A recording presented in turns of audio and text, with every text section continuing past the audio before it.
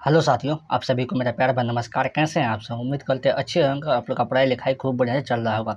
स्वागत है आप सबका सोच ऑनलाइन क्लासेस में। अगर आप भी बिहार बोर्ड मैट्रिक परीक्षा 2025 में शामिल हो तो यह वीडियो आपके लिए महत्वपूर्ण है, क्योंकि आज पढ़ने वाले हम लोग गणित में माध्य माध्यिका बहुलक परिसर। ठीक है, यह ऑब्जेक्टिव टाइप का प्रश्न होगा इसमें। ठीक है, ऑब्जेक्टिव टाइप का प्रश्न होगा।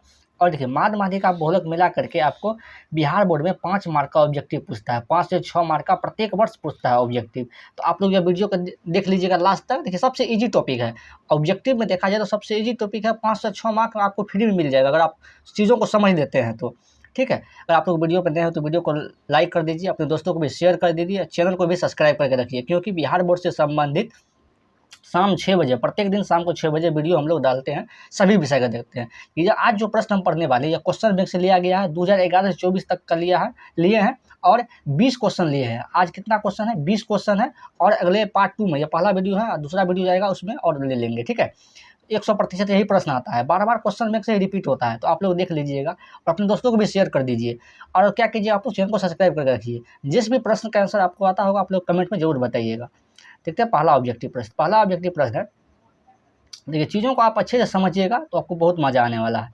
देखिए क्या करा, 3, 5, 2, 5, 7, 5, 8, 5 का बहुलक है। तो बहुलक क्या होता है? बहुलक का परिभाषा क्या होता है? वैसी संख्या जो सबसे अधिक बार रिपीट हो, उसे क्या कहते हैं? बहुलक कहते हैं। तो बहुलक का परिभाषा क्या होता है? वैसी संख्या जो सबसे अधिक बार रिपीट हो, उसे क्या कहते हैं? बहुलक कहते हैं। तो आपको बनाना कैसा है वो समझिए। आपको ऑप्शन देखना है। ऑप्शन 2 देखिए, 2 तो 2 इसमें कितना बार है? तो 2 एक बार है, मात्र एक बार है, तो 1 लिखना है आपको। 3 कितना बार है? 3 देखिए कितना बार है?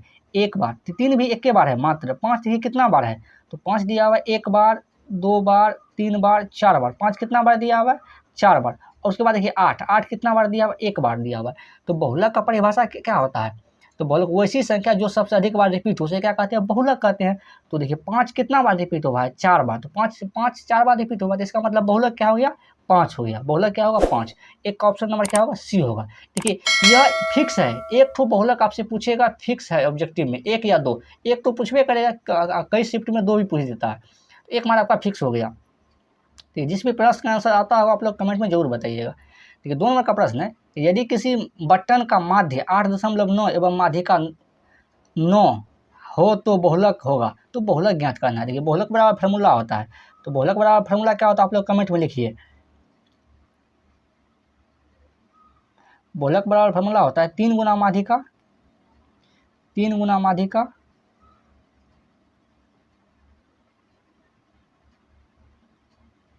माध्यिका माइनस 2 गुना माध्य, 2 गुना माध्य,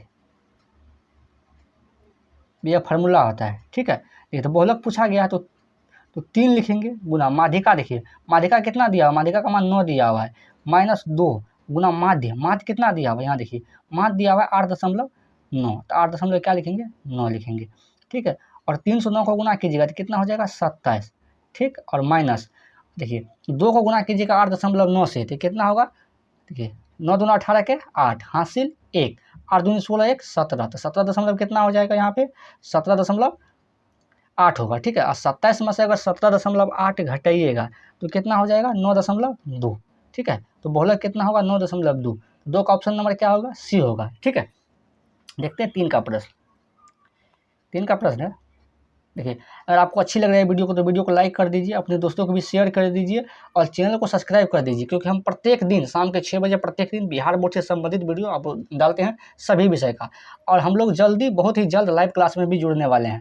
देखिए 3 नंबर प्रश्न है कि यदि 4, 5, 9, 11 और x का माध्य 7 है तो x का माध्य ज्ञात कीजिए।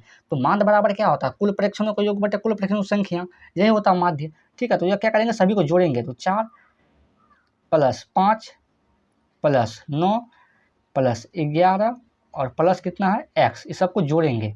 ठीक है, तो कुल प्रेक्षण हो गया। कुल प्रेक्षणों का योग बटा कुल प्रेक्षण। तो प्रेक्षण कितना? 1, 2, 3, 4, 5 गिन के लिख देंगे। यही माध्य के बराबर होता था। माध्य दिया हुआ है 7। ठीक है, इसको जोड़िएगा। देखिए 4 को 5 को जोड़िएगा तो कितना होगा? 9, 9 को जोड़िएगा 18, 18 और 11 को जोड़िएगा तो कितना हो जाएगा? 29। कितना होगा? 29। और प्लस x को जोड़िएगा तो कितना हो जाएगा? 29x बटे कितना होगा? 5। ठीक है, बराबर कितना होगा? 7। देखिए 7 के बट्टे में कुछ तो 1 है, कोना कोनी गुना कीजिएगा। 29 को x को 1 से गुना कीजिएगा तो क्या हो जाएगा? 29 + x होगा। ठीक है, अब देखिए 7 को 5 से गुना कीजिएगा तो कितना हो जाएगा 35 होगा। ठीक, तो x बराबर कितना हो जाएगा, तो 35 माइनस कितना होगा 35 माइनस 29, अगर 35 में से 29 घटाएंगे तो कितना हो जाएगा, तो 35 में से 29 घटाइएगा तो कितना हो जाएगा आपको 6, कितना होगा 6 होगा। ठीक है, 3 का ऑप्शन नंबर क्या हो जाएगा आपका ए होगा। देखते हैं 4 का प्रश्न, x का मान कितना है 6 है। देखते हैं 4 का प्रश्न, 4 का प्रश्न है कि प्रथम 10 विषम संख्याओं का माध्य है। तो प्रथम 10 विषम संख्याओं का माध्य है, देखिए इसको ट्रिक है, आपको फार्मूला ध्यान रखना है। फार्मूला होता है प्रथम n प्राकृत, प्रथम n प्राकृत विषम संख्याओं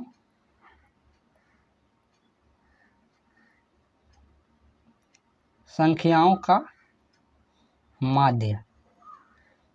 माध्य क्या होता है, n के बराबर होता है। जैसे कि यहाँ देखिए लिखा हुआ है प्रथम 10 विषम संख्या का माध्य। देखिए यहाँ पे प्रकृति विषम संख्या भी प्रकृतीय संख्या है। ठीक है, अभी ध्यान रखिएगा। तो प्रथम n प्राकृतिक संख्या का माध्य कितना होता है, n होता है। जितना बोला जाएगा वही आंसर होगा। जैसे कि यहाँ पे बोला गया है प्रथम 10 विषम संख्याओं का माध्य कितना होगा, तो 10 होगा। n का मान कितना 10, तो 10 ही हो जाएगा। जितना बोलेगा वही होगा, आपको यह ध्यान रखिएगा। तो 4 का ऑप्शन नंबर क्या होगा, बी होगा। देखते हैं 5 का प्रश्न। ये 5 का प्रश्न है कि 15, 6, 16, 8, 22, 21, 9, 18, 25 की माध्यिका है।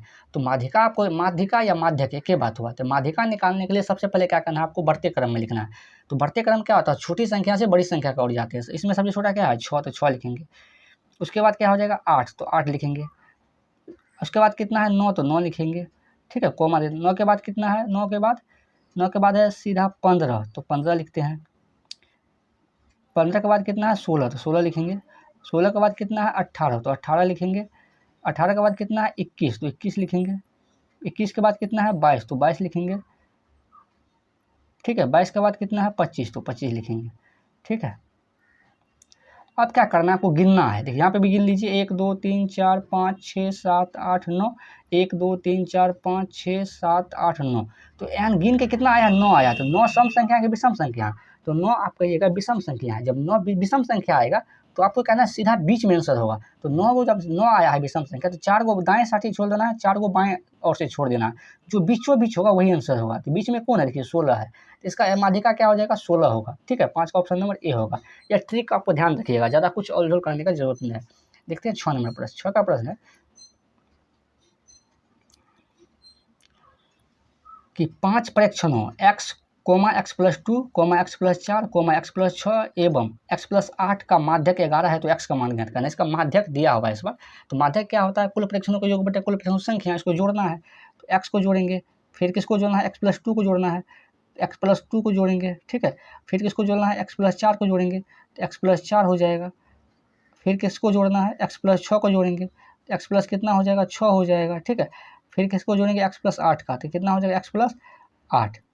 कुल परीक्षणों का योग बटे क्या होता है, कुल परीक्षणों की संख्या होता है कितना 1 2 3 4 5 है, तो 5 लिखेंगे। ठीक है, यही किसके बराबर है 11 के बराबर होता है। इसको जोड़ेंगे, देखिए 1x कितना हो गया 2x 3x 1x 4x 1x कितना हो गया 5x। ठीक है, इसको जोड़िए, 2 को 4 को जोड़िएगा कितना होगा 6 6 12 12 8 कितना हो गया 20 बटे कितना हो गया 5। ठीक है, बराबर कितना हो जाएगा 11। 11 के बटे में कुछ तो 1 है। ठीक है, कोना गुना कीजिएगा, 5x और 20 को गुना कीजिएगा तो कितना हो जाएगा 5x + 20 होगा, 5x + 20 होगा। ठीक है, अब 11 को 5 से गुना कीजिएगा तो 11 पंचे कितना हो जाएगा 55। ठीक, अब देखिए 5x बराबर कितना हो जाएगा 55, ये प्लस में है बराबर को चलेगा कितना हो जाएगा -20 हो जाएगा। तो 5x बराबर कितना हो गया 55 में से अगर 20 घटाइएगा तो कितना होगा 35। ठीक है, 5 से काटिएगा 55 35 को कितना बार में कटेगा 7 बार में। x का मान कितना आ गया, x का मान आ गया यहाँ पे 7, x का मान कितना आ गया है 7 आ गया है। ठीक है, तो 6 का ऑप्शन नंबर क्या हो जाएगा सी होगा। यह 2024 में पूछा गया प्रश्न था। देखते हैं 7 का प्रश्न। 7 का प्रश्न है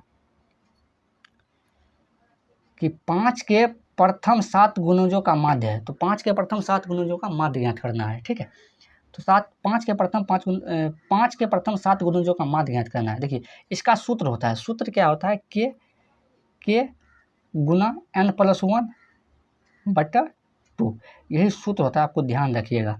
ठीक है, एन जो है यहाँ पे एन जो हो गया या किसके बारे में गया, 5 के, तो जो इसका टेबल पढ़ेंगे वही लिखेंगे।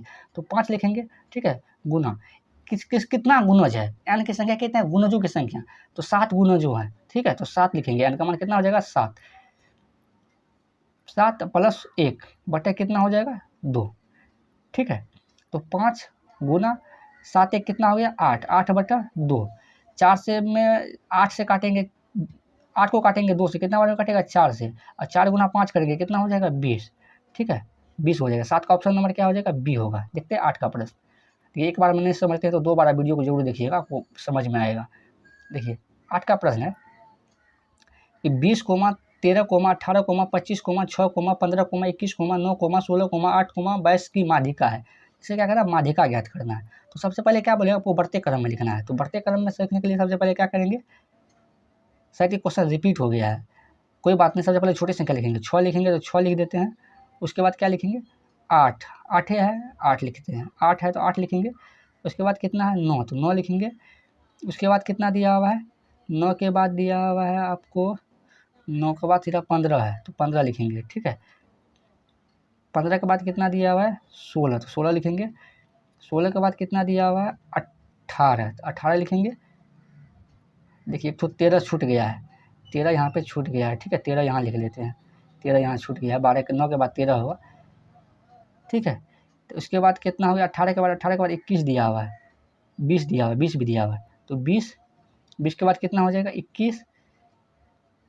21 के बाद कितना हो गया 22। ठीक है, नहीं ये रिपीट क्वेश्चन नहीं होगा, दूसरा क्वेश्चन था। अब देखिए आपको क्या करना है, गिनना है, यहाँ पे भी गिनना है, 1 2 3 4 4 और 25 है तो 25 भी लिख लेते हैं। ठीक है, तो 1 2 3 4 5 6 7 8 9 10 11, यहाँ पे भी जो गिनते हैं 1 2 3 4 5 6 7 8 9 10 11 पूरा गया। 11 सम संख्या है, विषम संख्या है, तो आप कहिएगा विषम संख्या है। तो विषम संख्या क्या बोलेंगे, क्या बोले हैं कि बीचों बीच पूरा आंसर होगा, जो बीच वाला। इसका मतलब क्या होगा, 5 को बाएं और से 5 को दाएं और से छोड़ना पड़ेगा, तब बीच वाला आंसर होगा। 1 2 3 4 5, 5 को यह छोड़ दिए इस साइड से, 1 2 3 4 5, 5 को इस साइड से भी छोड़ दिए हैं, 1 2 3 4 5 उस साइड से छोड़ दिए, 1 2 3 4 5, इसको 22 है। ठीक है, तो बीचों बीच क्या हो गया 16, तो 16 इसका आंसर हो जाएगा। 8 का ऑप्शन नंबर बी होगा। देखते हैं 9 का प्रश्न। 9 का प्रश्न है 23, 15, 25, 40, 27, 25, 22, 25 और 20 का बहुलक है। इसका बहुलक ज्ञात करना है। तो बहुलक क्या होता है, वैसी संख्या जो सबसे अधिक बार रिपीट होती है क्या कहते हैं, बहुलक कहते हैं। ठीक है, तो यहाँ देखिए 23 कितना बार है, तो 23 है 1 1 1 1 1, 23 एक बार है। 25 कितना बार है, तो 1 2 3 बार है। 25 कितना बार है 3 बार। 22 कितना बार है, 22 है 1 बार। ठीक है, 15 कितना बार है, 15 है 1 बार। तो आपको ऑप्शन हिसाब से काम करना है। ठीक है, तो अब सबसे अधिक बार बहुलक क्या होता है, वैसी संख्या जो सबसे अधिक बार रिपीट होती है क्या कहते हैं, बहुलक कहते हैं। तो 25 कितना बार रिपीट हुआ है, 3 बार रिपीट हुआ है, इसका मतलब क्या हुआ 25 बहुलक हुआ। 25 क्या हो जाएगा बहुलक। 9 का ऑप्शन नंबर बी होगा। देखते हैं 10 का प्रश्न। 10 का प्रश्न है कि 13 और 17 का समांतर माध्य है। तो समांतर माध्य क्या होता है, जो भी संख्या दिया रहेगा उसको जोड़ के उतना संख्या से भागा दे दीजिएगा। तो 13 और 17 है, तो 13 और 17 को क्या करेंगे जोड़ेंगे। ठीक है, और दो संख्या 2 से भाग दे देंगे। 13 17 कितना हो गया 30, और 30 में 2 से भाग दीजिएगा तो कितना बार कटेगा 15 बार में। कितना बार में 15 बार में। तो इसका आंसर क्या हो जाएगा 15। 10 का ऑप्शन नंबर बी होगा। देखते हैं 11 का प्रश्न। 11 का प्रश्न है, देखिए फिर बहुलक वाला आ गया क्वेश्चन। 11 का प्रश्न है कि 7, 2, 5, 7, 7, 3, 7 का बहुलक है। तो बहुलक क्या आता है, वैसी संख्या जो सबसे अधिक बार रिपीट उसे बहुलक कहते हैं। इसका कमेंट में आप लोग आंसर बताएं। अब 2 कितना बार है, 2 एक बार है तो 1 लिखेंगे। 3 कितना बार है, 3 एक बार है तो 1 लिखेंगे। 5 कितना बार है, 5 एक बार है तो 1 बार लिखेंगे। 4 कितना बार है, 1 2 3 4, 4 बार है। तो 7 कितना बार रिपीट हुआ है 4 बार, तो इसका बहुलक कितना हो जाएगा 7। अब तो अब आपको बनता होगा 11 का ऑप्शन नंबर डी होगा। देखते हैं 12 का प्रश्न। 12 का प्लस है, देखिए माध्यक पूछा गया 2, 7, 5, 3, 8 का माध्यक है। तो सबसे पहले क्या करते हैं, बढ़ते क्रम में सजाएंगे। तो पहले 2 हो जाएगा, उसके बाद कितना होगा 3 होगा, 3 के बाद कितना हो जाएगा 5, और 5 के बाद कितना हो जाएगा आपको 7, और 7 के बाद कितना हो जाएगा 8। ठीक है, 8 होगा इसका। तो क्या करना है, माध्यक कहता है ज्ञात कीजिए। तो माध्यक कर रहा है तो आपको गिनना है सबसे पहले 1 2 3 4 5, तो 5 है। 5 सम संख्या की विषम संख्या, तो आप कहिएगा विषम संख्या। अब विषम संख्या जब भी आएगा तो हम क्या बोले, पूरा बीचों बीच आंसर होगा। तो बीचों बीच करने के लिए 2 को दाएं ओर से छोड़ेंगे, 2 को बाएं ओर से छोड़ेंगे। ठीक है, यही क्या हो जाएगा आंसर होगा। बीचों बीच में कौन है 5 है। तो 5 इसका आंसर हो जाएगा। ठीक है, माध्यिका कितना होगा, माध्यक या माध्यिका वही होगा। 12 का ऑप्शन नंबर सी होगा। देखते हैं 13 का प्रश्न। 13 का प्रश्न है कि 5, 10, 15, 6, 5, 25, 30 का परिसर है। तो परिसर क्या होता है, बड़ी संख्या माइनस छोटी संख्या। परिसर बराबर क्या होता है, बड़ी संख्या में से क्या करना है, छोटी संख्या को घटाना है। यही क्या होता है, परिसर होता है। आप लोग ध्यान रखिएगा। तो बड़ी संख्या में से क्या करेंगे, छोटी संख्या को घटाएंगे। तो बड़ी संख्या कितना है यहाँ पे 30 है। बड़ी संख्या कितना है यहाँ पे 30 है। देखिए 30 माइनस छोटी संख्या करना है। तो छोटी संख्या कितना है यहाँ पे 5 है। तो 5 के घटाएंगे। अगर 30 में से 5 घटाएंगे तो कितना होगा 25। तो इसका परिसर कितना हो जाएगा 25। 13 का ऑप्शन नंबर क्या होगा, ए होगा। परिसर क्या होता है, बड़ी संख्या माइनस छोटी संख्या। आपको ध्यान रखना है। इसी को परास भी बोला जाता है। क्या बोला जाता है, परास। परास भी इसी को बोला जाता है, परिसर को ही परास बोला जाता है। ठीक है, तो देखते हैं अब 14 का प्रश्न। 14 का प्रश्न है ये, फिर आगे एक प्रश्न कि 12, 25, 15, 18, 17, 20, 6, 11, 16, 30, 20, 32 का परिसर है। इसका क्या करना है, परिसर ज्ञात करना है। तो परिसर अभी भी बताएं क्या होता है, बड़ी संख्या माइनस छोटी संख्या। तो बड़ी संख्या कितना है यहाँ पे, तो बड़ी संख्या सबसे पहले यहाँ पे 31 है। कितना है, परिसर बराबर क्या होता है, बड़ी संख्या माइनस छोटी संख्या। आपको ध्यान रखना है, ये लिखने का जरूरत भी नहीं है। आपका करना पड़ता है बड़ी संख्या में छोटी संख्या घटा देना है। तो यहाँ पे 32 है, बड़ी संख्या 32 है। बड़ी संख्या तो 32 है। और सबसे छोटी क्या है, सबसे छोटी हमको लग रहा है 6 है।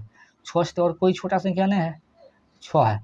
माइनस 6, 32 में से अगर 6 घटेगा कितना हो जाएगा 26। इसका परिसर कितना हो जाएगा 26। 14 का ऑप्शन नंबर सी होगा।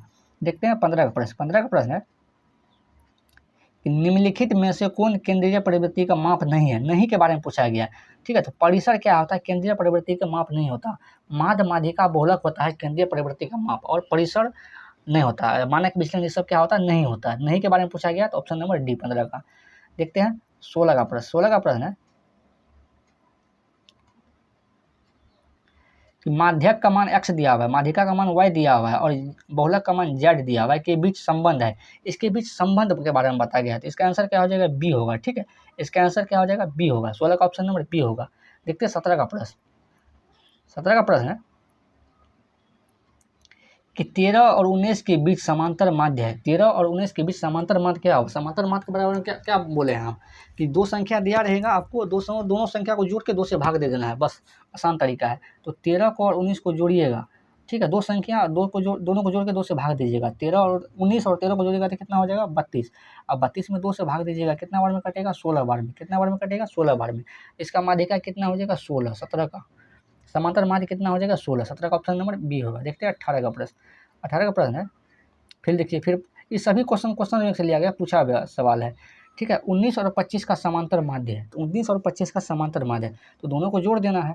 तो 19 प्लस 25 को जोड़ना है, और 2 से क्या बोले, 200 संख्या जोड़ के 2 से भाग दे देना है। तो 9 5 कितना हो जाएगा 14 का 4 हासिल 1, 2 1 3 1 4, 44 हो गया। 44 में 2 से भाग दीजिएगा, कितना बार में कटेगा 22 बार में। ठीक है, तो 18 का ऑप्शन नंबर क्या हो जाएगा, बी होगा। 19 और 25 का समांतर माध्य क्या होगा 22 होगा। ठीक है, देखते हैं 19 का प्रश्न। 19 का प्रश्न है, फिर बहुलक आ गया है। सभी क्वेश्चन में से लिया गया प्रश्न है कि 19, 9, 3, 4, 7, 2, 9, 6, 7, 9, 9 का बहुलक है। तो बहुलक क्या होता है, वैसी संख्या जो सबसे अधिक बार रिपीट हो उसे क्या कहते हैं, बहुलक कहते हैं। यहाँ देखिए 2 कितना बार रिपीट हुआ है, 2 एक बार रिपीट हुआ है। 3 कितना बार रिपीट हुआ है, 3 एक बार रिपीट हुआ है। 7 कितना बार रिपीट हुआ है, 1 2 बार रिपीट हुआ है। 9 कितना बार रिपीट हुआ है, तो 1 2 3 4। 9 कितना बार रिपीट हुआ है 4। देखिए इसमें 4 भी दिया हुआ है, लेकिन ऑप्शन में नहीं दिया हुआ है। आंसर जो होता है वो ऑप्शन में से होता है। ठीक है, ये भी ध्यान रखिएगा। तो 9 कितना बार रिपीट हुआ है, 9 4 बार रिपीट हुआ है। 9 कितना बार रिपीट हुआ है 4 बार। ठीक है, इसका बहुलक कितना हो जाएगा 9 होगा। 20 का देखिए, 20 का ऑप्शन नंबर क्या हो जाएगा, 19 का ऑप्शन नंबर डी होगा। देखते हैं 20 का प्रश्न। 20 का प्रश्न है कि निम्नलिखित में से कौन केंद्रीय प्रवृत्ति की माप नहीं है। तो केंद्रीय प्रवृत्ति का माप नहीं है, कौन कौन बोलते हैं, माध्य है, माध्यक है, या माध्यिका है, बहुलक है, लेकिन मानक विचलन नहीं होगा, और परिसर भी नहीं होगा। ठीक है, 20 का ऑप्शन नंबर क्या हो जाएगा, डी होगा। अगर आपको यह वीडियो अच्छी लगी तो वीडियो को लाइक करें, अपने दोस्तों को भी शेयर करें, और चैनल पर नए हैं तो चैनल को सब्सक्राइब कर दीजिए। एक बात ध्यान रखिएगा, आपको ध्यान रखना है कि बिहार बोर्ड से संबंधित प्रत्येक दिन शाम को 6 बजे, प्रत्येक दिन आपको शाम के 6 बजे बिहार बोर्ड से संबंधित सभी विषय का आपको वीडियो मिलेगा इस चैनल पे।